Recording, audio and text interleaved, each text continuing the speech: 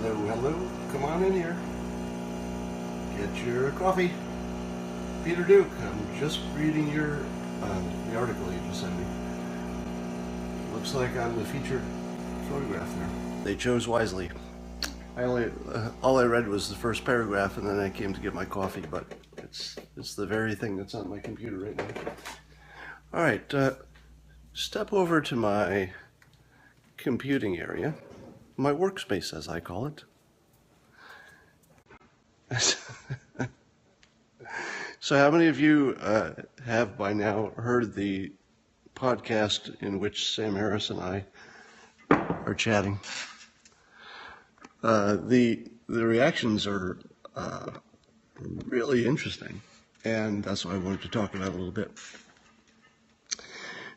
So one of the things that most of us don't get to do, but I did get to do, is to really sample the other side, if you will. You know, most of us are, we're just marinating in our own juices, talking to the people who agree with us, tweeting with the people who agree with us. You don't get to spend much time like really living in the other side of the opinions. But I get to do that. It's just one of the advantages of how I'm positioned right now. And seeing the reactions to the Sam Harris podcast from the anti-Trumpers who were responding to my glowing words about Trump's persuasion talents. And I noticed that the criticisms of me, as opposed to the criticisms of the president, which are related in this case, they seem to revolve around a certain area.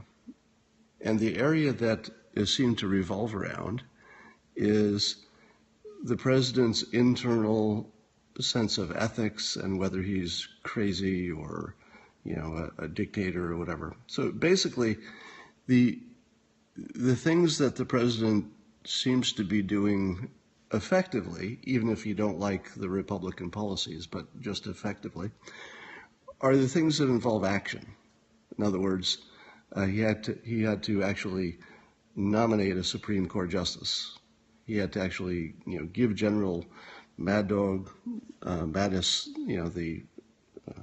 the permission to wage his war. So the physical stuff, a lot of it seems to be going the president's way. But people's complaints have now restricted. They've largely gone away from what he's doing to some imaginary sense of things that are happening inside his head. And there's, the ethics and the intelligence and all of that. So here's what I wanted to talk about. One of the things that we artists do, and I use the word loosely in my case, because although I work as a professional artist, I would never consider myself an artist with a capital A. One of the things that we reflexively do is look for the white space, the blank space, the part of the canvas that doesn't have something. So for example, I'm going to frame myself right now in your picture here on the screen. So if I were to paint myself, I would do it like this. So that this section is the white space, because you need that for good composition. If I'm right in the middle, that just looks boring. So this would be good composition. This would be bad composition, because this is too busy. So it's competing with the main object. All right. So artists, we're just reflexively looking for the blank space in all things. It extends past composition. And here's a funny little blank space that I'll bet you've never noticed. And let me just set it up for you.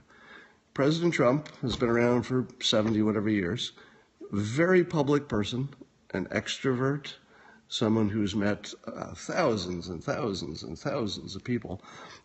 And many of them have had private conversations, know him personally, intimately, etc. So here's the blank space, the part maybe you didn't notice. Where are all the people who have had in-person personal conversations with the president who are reporting to us now, oh my God, I had that conversation with him and he is actually crazy? Not there.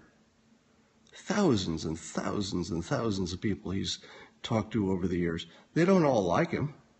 In fact, there are plenty of people who have beefs with him, public beefs, right? People who hate him, who have also talked to him personally.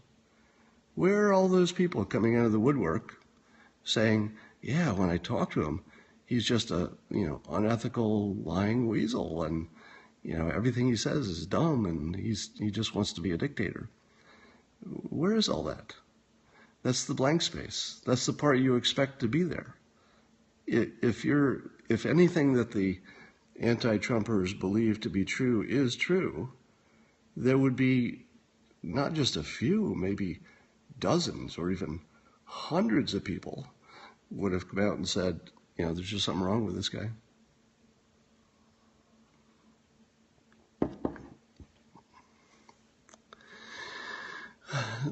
The guy who wrote The Art of the Deal, he does seem to have an issue. I'll have to read what he said in Penn Jillette. Didn't Penn Jillette say positive things about Trump? So remind me what Penn said in one sentence.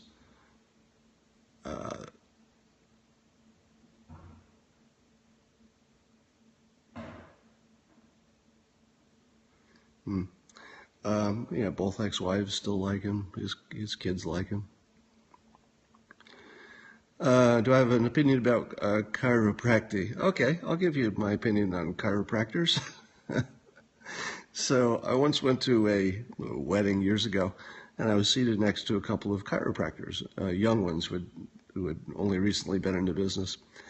And they informed me that their chiropractic technique was so powerful that it could cure the common cold. Actually, cure the common cold. I think they were claiming it could cure AIDS or prevent it or some damn thing. And I also knew a guy, knew him pretty well, who was in chiropractic school, and he finished the entire class, course, got his certificate or degree or whatever it is, and at the end of it, he said, I'm not going to do this. This job's a total scam. There's no science to back up the things that it does. I'm exaggerating a little bit, but that was his main reason for just not becoming a chiropractor. So my understanding is that there are some small number of things that medical doctors believe chiropractors can do effectively. And so for that small number of things that your doctor says go to a chiropractor for, probably is good stuff.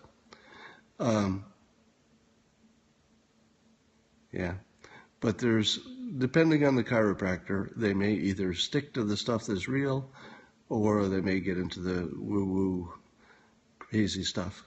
So you can't say that chiropractic is good or bad. I'm pretty sure there's a good part of it, and there may be practitioners who just stick to that stuff. I'm not going to answer the pacing and leading question. I think that would be impolite.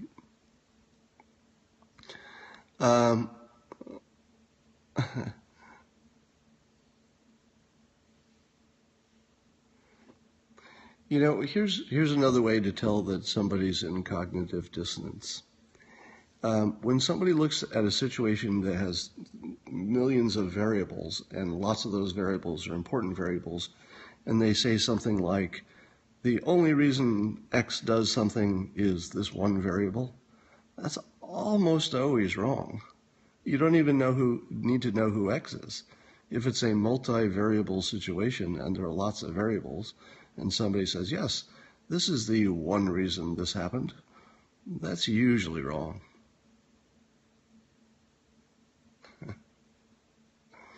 Pelvic exam from a chiropractor? Yeah, I wouldn't go to that chiropractor again.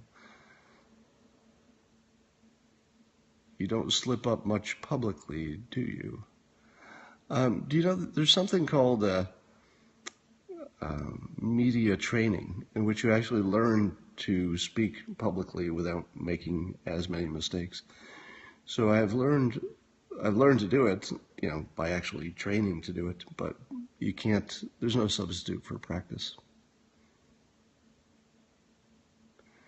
I'm actually going to be on a CNN special about Trump's use of Twitter.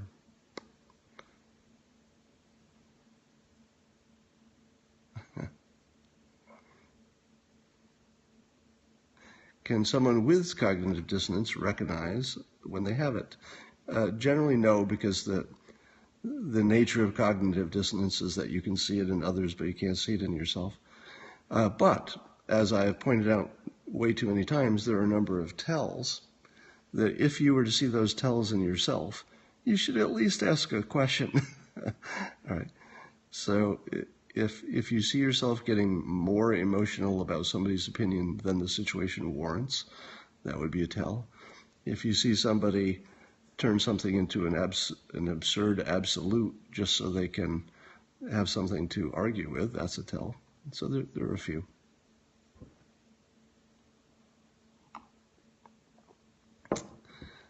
Yeah, so Peter Duke, who is on this Periscope right now, he's being called in New York Times Magazine the Annie Leibovitz of the right. And who's that picture that Peter Duke took? It's me. So I haven't got into the article yet, but here's some of the other characters which he has portrayed. I'm glad I was at the top. Hey, there's Mike. All right, I'll dig in. I'm sure there's some in there. It would be hard for the New York Times to write an article that mentions me without throwing some shade.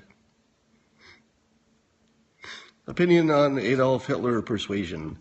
That's one of those clever things to get me to associate persuasion with Hitler. I get it.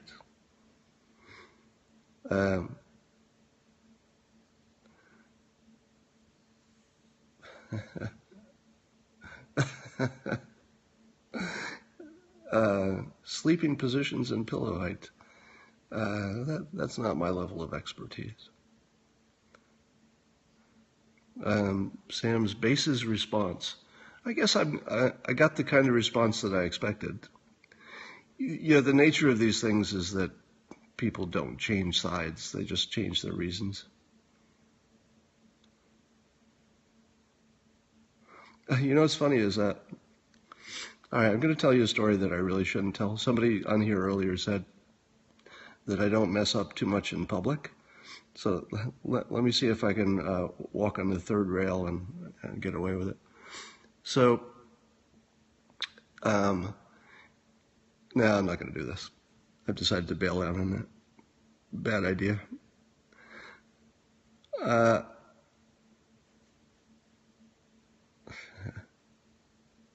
Maxine Waters is thinking about running for president. So am I. But I won't.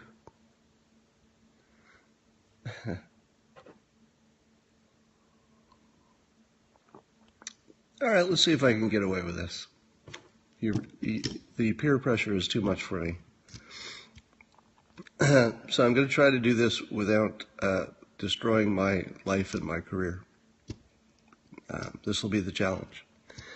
So if you're like me, and most of you are not like me, but one of the weird things that I've noticed whenever I encounter any African American person is how often, see if you agree with this, is how often when I'm having a conversation with someone who's African American, one of us has to use the word black, not about race, but about something in our environment, something about the conversation, something about the topic. And it's something I noticed years ago, that 100% of the time when I'm talking to somebody African American, the actual word black comes up in some way that you just can't avoid. Like you can't talk around it. It just has to be used. So here's the story. I went to buy a new mattress the other day, and I walk into the store, and the salesperson who greeted me was a youngish African American woman who I have to say was probably the best salesperson I've encountered in I don't know how long. I mean, every once in a while you run into somebody who's just perfect for their job, and she was perfect. I mean, she was just ideal. I complimented her afterwards for just being so good at her job. So I do that. I tell you this story, which is absolutely true, that part, partly to inoculate myself for the rest. So it turns out that these mattresses have a new technology in them, and maybe you've heard of this. And this was Sleep Train, I guess it was. And the technology is called Black Ice. So that's the brand name of the type of technology they're putting in the mattresses. And the idea is that it keeps you cooler. It's made of crushed diamonds, she said. I'm not sure if that's true. So I get into this conversation with her, and I swear to God, I've never heard the word black so many times in one conversation. This was her describing her products. She goes, well, I've got the one over here with the black ice. This one has more black ice, but there's a little bit less black ice in this one. We love the black ice. The black ice is great. I use the black ice myself. I got a couple of pillows that have black ice. Wait till you test the black ice pillows. The black ice is so good. You got to have the black ice. And oh my God, I've never heard the word black so many times in my life. And the funny thing is that I walked into the conversation thinking, how long is it going to be before I hear the word black? Just because it's something I've been tracking my entire adult life. It's just how often the word comes up whenever you're talking to somebody African American. Partly because it makes me feel awkward because, the awkward nature of race relations in 2017. So I guess that was my whole story, is that it was the epitome of that effect. Now, obviously, I think what's going on really is reticular activation, which is to say, that's a fancy word for you notice things that you're tuned to notice. So you can hear your own name in a crowd. The background crowd noise might be blah, blah, blah, blah, blah. And then you hear blah, blah, blah, blah, blah. Scott Adams, very clearly. It's the only thing you can hear. So our brains are just tuned to hear the things we're sort of expecting. And so I think there's some of that. But you're black and you never noticed it. Watch how often you notice it when you're talking to some, vanilla white guy. Once I've mentioned it, now watch how often you notice it. Until you've heard it the first time, you kind of don't notice it, but then you do. Yeah, I've seen faces in tree bark, yeah.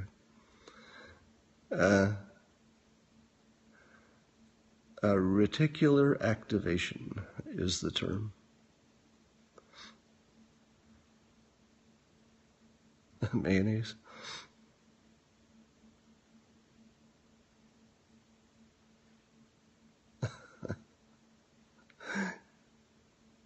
Did I notice it? Yeah, it's something I've been tracking since my 20s. I think the first time I noticed it was because I might have felt awkward having to use the word. I shouldn't, but I did.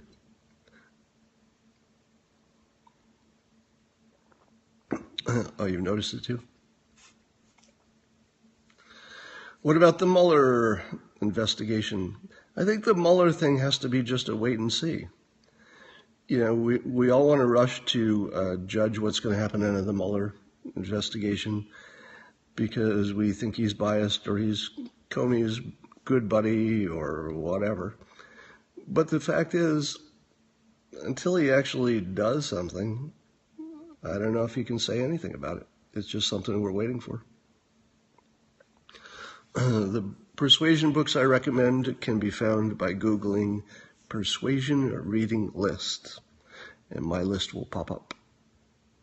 When will you do the fitness video? I don't know. I'm kind of waiting for the best time. I might do that. I might wait a month to do that.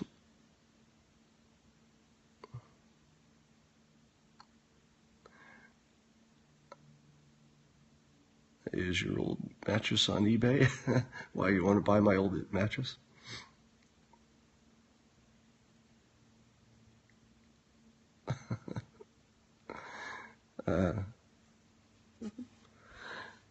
Did you wake and bake? I did not.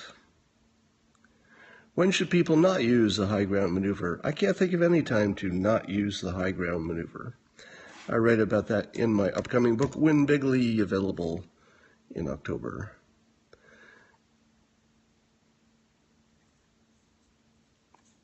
Why would she not say it? Well, I'm not saying there's any reason to not say it. Yeah, the whole Jeff Sessions Trump imbroglio, to use your word. How do you pronounce that word? Is it imbroglio? Imbroglio? That's on that long list of words that I read, but nobody ever says out loud. So you tricked me because you wrote it, which is the easy part, but then I had to say it. That's the hard part. There's nothing to this Jeff Sessions stuff. This is just manufactured news and nothing. I did buy all news sheets at the same time. Good ones. Will Win Bigly be on Kindle? Yes, it will. You can already pre-order it. The book will come out right on schedule. The publishers have schedules and the authors just have to hit them. If you miss your schedule, you're probably going to have to wait 6 months. Thread count, 600. Because I am that good. New girlfriend.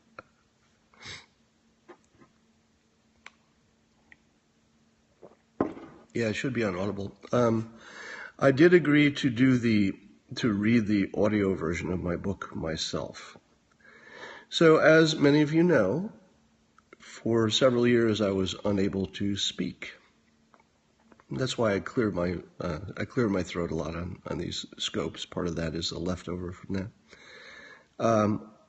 But I'm going to do 4 days of speaking, and I will audio record my own book. Can you see my abs today? I will not make people throw up by showing you more of my body. All right, I got to run and get some work done. Everybody read the article about Peter Duke today in the New York Times Magazine. The title is The Annie Leibovitz of the Alt-Right. And remember, don't win small if you can win bigly.